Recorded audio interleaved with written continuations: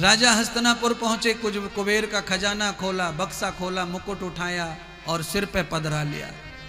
जैसे ही सिर पे पधराया तो राजा की बुद्धि में प्रवेश कर गया कल, और जैसे ही बुद्धि में प्रवेश कर गया तो राजा कलयुग को जहां जहां रहने का जगह बताया। बुद्धि में वही वही विचार आने लग गए महाराज कि दारू पीनी चाहिए, दारू पीने का मन हो गया, हिंसा करने का मन हो गया कि चलो आज जंगल में अपन हिरण मारेंगे। जो राजा मच्छर मारने को पाप समझता वो राजा दारू पीने को पगला रहा है, वो राजा हिंसा करने को पगला रहा है। उस राजा को लगा कि नहीं नहीं नहीं नहीं नहीं नहीं जुआ खेलना चाहिए, जुआ खेलना चाहिए। राजा के मन में जाने क्या क्या पैदा हो गया। ये सब क्यों पैदा हुआ? गलत संगत की वजह से पैदा हुआ।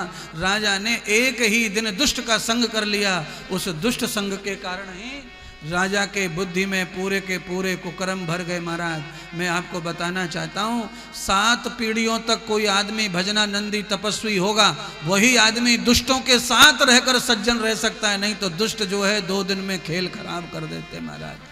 कोई दारू पीने वाले दारू, मांस खाने वाले मांस, जुआ वाले जुआ, आदत डाल देते हैं महाराज। बड़े बड़े सुधरे हुए लोगों को मैंने पीते खाते देख लिया है, जिनके बारे में अपन सोच भी नहीं सकते कि ये पिएगा, वो पी लेता है। क्यों? संग के कारण। कुसंग इतना खराब होता है कि पूछो मत।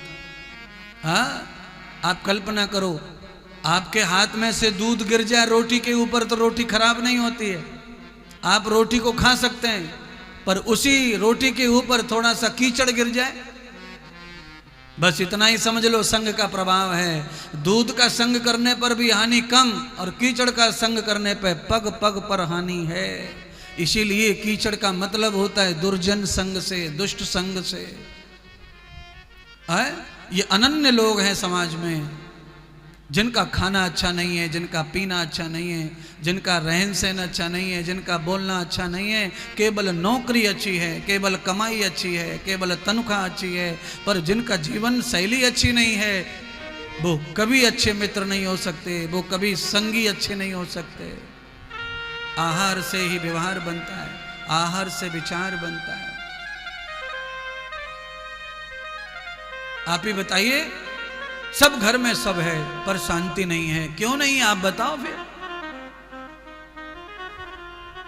कुछ तो बदला है घर में, कोई चीज तो बदली है घर में, जिसकी वजह से घर में इतना महंगा मार्बल लगाया, इतना सुंदर किचन बनाया, इतना डेकोरेट किया, इतना बढ़िया बिस्तर बनाया, पर सब शांति खत्म हो गई। नींद आती नहीं बिस्तर पे। करवटें बदल लो, बैठ जाओ, घूम आओ, पी लो, खा लो, फिर पटक जाओ, सो जाओ, फिर 3 बजे अभी तो कहाँ जाऊं, क्या करूं, बड़ी समस्या है।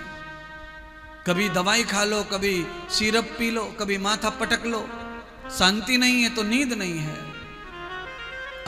निद्रा नहीं आती, शांति नहीं है, चैन नहीं है। कहाँ चला गया चैन, कहाँ चला गया शांति, ये कैसे गायब हो गया? मैं सही कहना चाहता हूं, तुम्हारे धन की शुद्धि नहीं हो रही है, तुम्हारे तन की शुद्धि नहीं हो रही है, तुम्हारे मन की शुद्धि नहीं हो रही है। इसीलिए डिप्रेशन बढ़ रहा है, स्ट्रेस बढ़ रहा है, शरीर में दुनिया भर के टॉक्सिन बढ़ रहे हैं। धन की शुद्धि करो। अकेले से नहीं होता है तो मिलजुल के कर लिया करो धन की शुद्धि। चलो भाई 10 लोग मिलकर मंदिर बना लो, चलो 10 लोग मिलकर कथा करवा लो, चलो 20 लोग मिलकर भंडारा कर लो। अरे थोड़ा थोड़ा करके भी, सम्मिलित होकर भी गोवर्धन उठाया जा सकता है। सुधरना है तो बहुत रास्ते हैं, और नहीं सुधरना है तो फिर कोई रास्ता नहीं। अच्छा करना है तो बहुत कुछ है। आपको क्या लगता है नदियों में जो बाढ़ आती है वो एक ही गांव के पानी से आ जाएगी? है? आपके गांव में जो नाला उफन के चलता है तो क्या वो एक ही घर के बारिश के पानी से उफन जाएगा?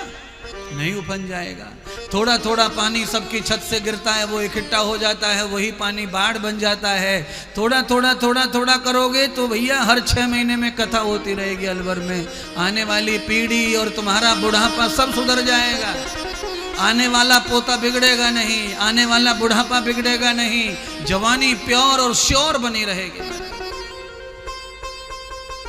है कनक हॉस्पिटल की तरफ चले जाए 2 दिन के लिए, बिल आता है 1.5 लाख रुपए का, और उसके बाद भी आधे सही और आधे बीमार। 4-6 दिन और हॉस्पिटल में हो गया, बिल हो गया 3.5 का, आधे सही और आधे बीमार। ये तो मैं अभी बता रहा हूं ऐसा, और घर में न जाने कितनों के साथ ये होता रहता है। उसमें से कुछ हिस्सा भगवान के खाते में डालो ना, कुछ हिस्सा धर्म के खाते में डालो ना, कुछ हिस्सा अपने प्रायश्चित के लिए डालो ना, कुछ हिस्सा यज्ञ आदि के लिए डालो ना, कुछ हिस्सा राष्ट्र की सेवा में डालो ना, कुछ हिस्सा बीमारों के लिए डालो ना, कुछ बीमारों का इलाज वैसे करवा दिया करो जिससे शरीर हमारा अच्छा रहे। नहीं करेंगे वो सब, अपने ऊपर चाहे जितना लुट जाए, चाहे जितनी सुई लग जाए, पर नहीं करेंगे। आदमी जीवन में कितने हिसाब लगाकर जीता है, जियो पर प्रायश्चित कर्म जरूर करो। आवश्यक है वो करना, तो जरूरी है। अगर प्रायश्चित कर्म नहीं किया तो आगे अच्छा नहीं रहेगा आपका जीवन। बड़े ऊंचे बंगले ने किसी को सुख दिया नहीं है, बड़ी सी गाड़ी ने किसी को सुख दिया नहीं है। ये केवल एक मन का संतोष और मन का सुख है कि मैंने बड़ी गाड़ी ले ली, ये मन की संतुष्टि है, मन का सुख है। बड़ी गाड़ी लेकर के सुखी नहीं हो सकते आप, केवल आपके मन में संतोष हो जाता है कुछ दिन, और उसके बाद में फिर मन दूसरा हो जाता है। अब गाड़ी हो गई है, अब चलो उड़ने वाला कुछ ले लें, उड़ लिए, चलने वाले से थक गए, अब तो बड़ा हो गया चलने वाला, तो अब उड़ने वाला होना। अब उड़ने वाले के लिए आदमी लगा रहता है अंदर बाहर, दुख दुख दुख दुख दुख दुख दुख दुख दुख दुख दुख। अब उड़ने वाला जब आए तब शांति मिलेगी मन को, अब वो उड़ने के चक्कर में पड़ गया। तो ये तो भूख है, कभी नहीं मिटेगी। सब इच्छाएं पूरी करो, गाड़ी भी बड़ी लाओ, घर भी बड़ा करो, पर एक चीज मत भूलो, प्रायश्चित कर्म नहीं भूलो। बड़े घर में क्या है, बड़े घर में बड़ी बीमारी, छोटे घर में छोटी बीमारी, बड़े घर में बड़ा दुख, छोटे घर में छोटा दुख, बड़े घर में बड़ा टेंशन, छोटे घर में छोटा टेंशन। आदमी जितना बड़ा उतना टेंशन, जितना छोटा उतना कम। सरल जीवन।